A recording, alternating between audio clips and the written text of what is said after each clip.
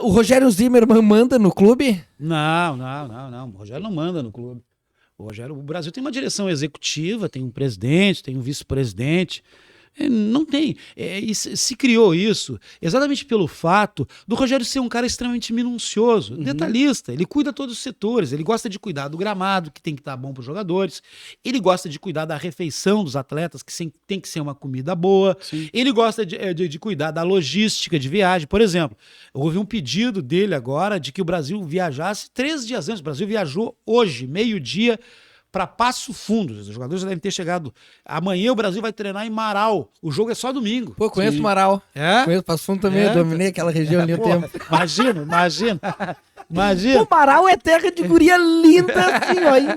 Não tem como dizer. Os caras vão pra treinar, Pedro. Não vão pra... 3 dias antes o Rogério já botou na conta, pai. Então, assim, ó, ele cuida muito desses detalhes. E aí passa uma imagem, o cara não tem nada a ver. O Rogério tá lá cuidando de detalhes. Ele é detalhista. Tem técnico que não cuida de detalhes. Ele é detalhista.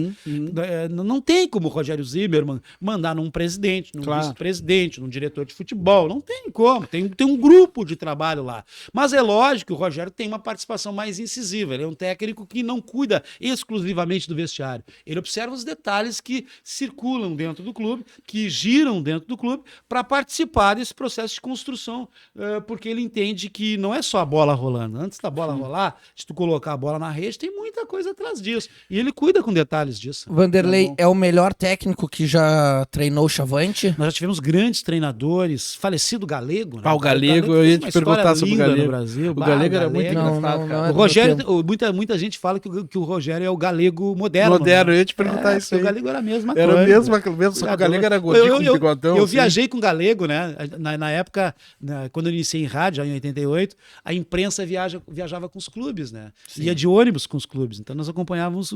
E o Galego era aquele cara, saía daqui 9 da manhã, ele já estava lá com a sacolinha distribuindo maçã, bolacha para os caras da imprensa, jogadores. Cuidava de todos os detalhes. E proporcionalmente, o Rogério é um cara assim também, que cuida de todos os detalhes. Então, mas eu te diria. Eu não sei se ele é o técnico mais importante da história do Brasil, mas que ele é o técnico de mais resultado na história recente do Brasil, isso é inevitável. Porque ele pega o Brasil em 2004 na segunda divisão. Do Gaúcho. E aí ele assume o Brasil, faz uma pré-temporada e vai para o torneio de verão na Boca do Lobo. E ele ganha aquele torneio com 2 a menos em campo. Torneio da Paz. Citadino. E ele ganha aquele Citadino ali que ninguém acreditava que ele pudesse ganhar. E aí, dali, ele sai para um campeonato de segunda divisão voando. E Cláudio Milar, naquele time, faz 40 gols numa temporada, um troço louco, maluco. E aí sim, aí ele sobe o Brasil para a primeira divisão ali. Bom, e de lá para cá, onde é que ele colocou o Brasil, né?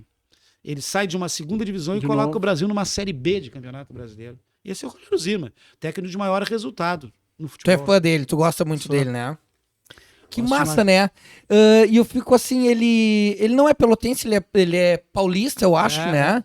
Mas ele criou essa relação com o Chavante de uma forma muito aguerrida. É quase difícil de separar o Rogério treinador e o Rogério torcedor, né?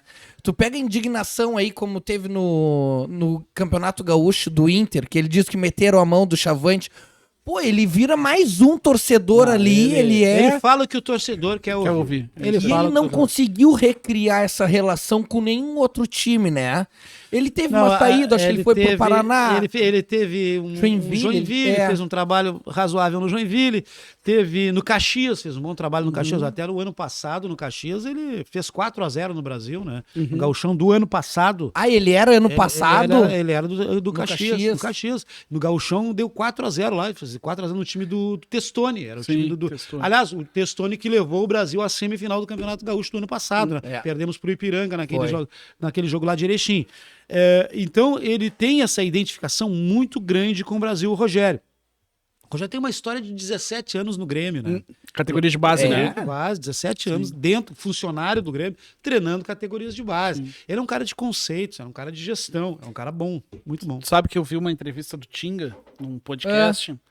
E aí ele tava explicando lá como é que era a vida dele, o Tinga, o jogador meio lá.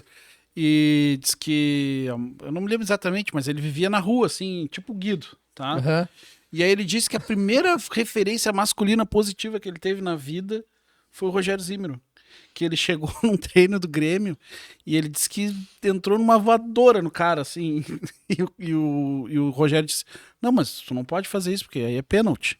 Ele disse que nunca tinha entendido que existia uma linha. Ele falando, né? E ele disse, aquela vez foi a primeira vez que alguém me disse que eu não podia fazer algo.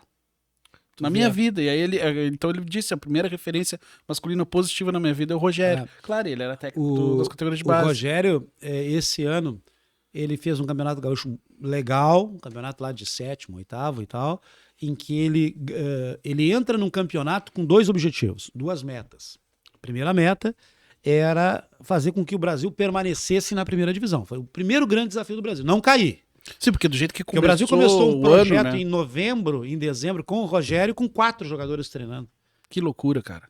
Eu me lembro que nós fomos para a Arena Marine lá fazer treinamento do Brasil com temperatura de quase 40 graus e tinha uns 5, 6 jogadores treinando, sendo que 3 ou 4 eram da base, para ter uma ideia. Esse era o treinamento do Brasil. Novembro agora 2022. Se preparando já para o gauchão. Aí ele começa a contratar, os caras começam a chegar e ele vai para um campeonato gaúcho, né, com os caras chegando ainda durante o campeonato gaúcho, e ele faz um campeonato gaúcho onde ele precisava primeiro permanecer. Então ele permanece. O segundo objetivo dele era conseguir nesse campeonato gaúcho vaga para a Série D do ano que vem. Porque o que acontece? O Brasil está na Série D. Mas caso o Brasil não suba para a Série C esse ano, o Brasil não teria Série D o ano que vem, se ele não tivesse conquistado a Série D dentro de campo. Ou seja, o Brasil jogaria o ano que vem gauchão da primeira divisão e não teria competição nacional. Ficaria jogando só a Copa do segundo semestre para buscar a competição nacional. Então, assim, ó, o Brasil, neste momento, ele vai jogar a Série D e não conseguindo subir para C, ele já tem Série D o ano que vem. Então ele tem um calendário cheio para o ano que vem de novo. Que bom. Gauchão e Série D já garantido. Então ele atingiu os principais objetivos. Em Copa do Brasil, então, nem se fala, né? Sim. Ele chega numa terceira fase da Copa do Brasil e cai só pro nada mais. Tchê, o Atlético Mineiro tem uma folha de 22 milhões Tá de louco? reais. A folha do Atlético Mineiro é de 22 milhões. E a do Chavante? Talvez 300 mil. E aí é o seguinte, o que acontece? Há essa diferença.